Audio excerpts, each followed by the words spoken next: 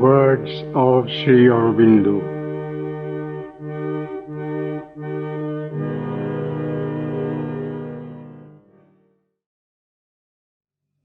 Integral Yoga and other paths. Deliver the self by means of the self and abandon all dharmas. Gita.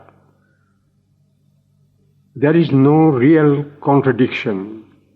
The two passages indicate in the Gita system two different movements of its yoga, the complete surrender being the crowning movement.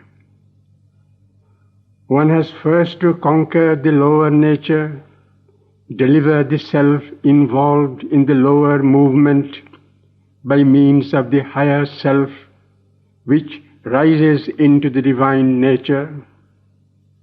At the same time, one offers all one's actions, including the inner action of the yoga, as a sacrifice to the Purushottama, the transcendent and immanent divine. When one has risen into the higher self, has the knowledge and is free, one makes the complete surrender to the divine, abandoning all other dharmas, living only by the divine consciousness, the divine will and force, the divine Ananda. Our yoga is not identical with the yoga of the Gita, although it contains all that is essential in the Gita's yoga. In our yoga, we begin with the idea, the will, the aspiration of the complete surrender. But at the same time, we have to reject the lower nature, deliver our consciousness from it, deliver the self involved in the lower nature by the self rising to freedom in the higher nature. If we do not do this double movement, we are in danger of making a tamasic and therefore unreal surrender, making no effort, no tapas, and therefore no progress. Or else we may make a rajasic surrender, not to the divine, but to some self-made false idea or image of the divine, which masks our rajasic ego, or something still worse. The world is, as the Gita describes it, anityam asukham, so long as we live in the present world consciousness.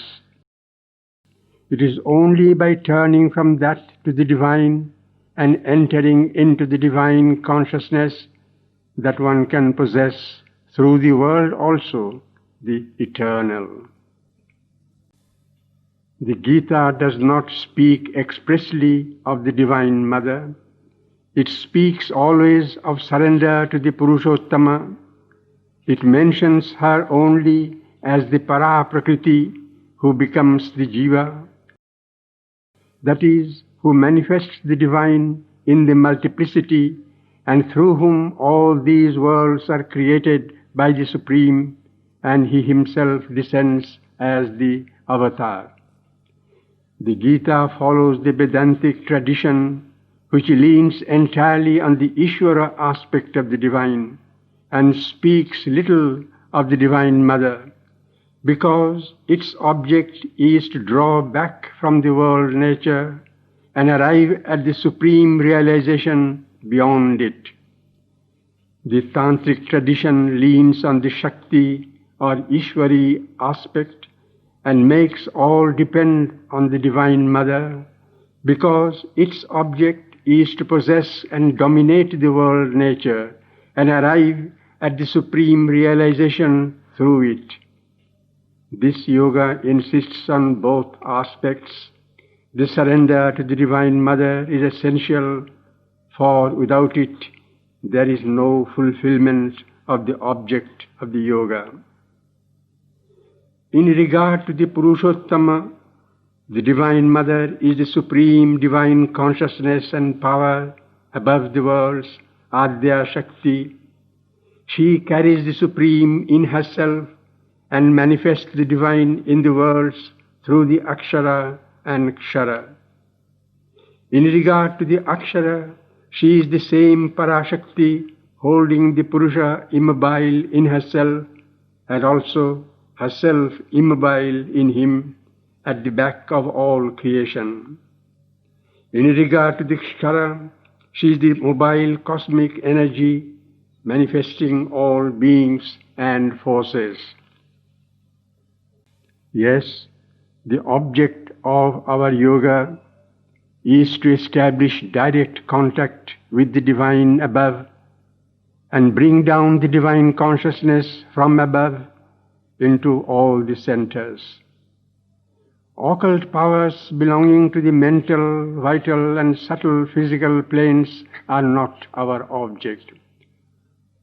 One can have contact with various divine forces and personalities on the way, but there is no need to establish them in the centers, though sometimes that happens automatically, as with the four personalities of the Mother, for a time in the course of the sadhana. But it is not a rule to do so.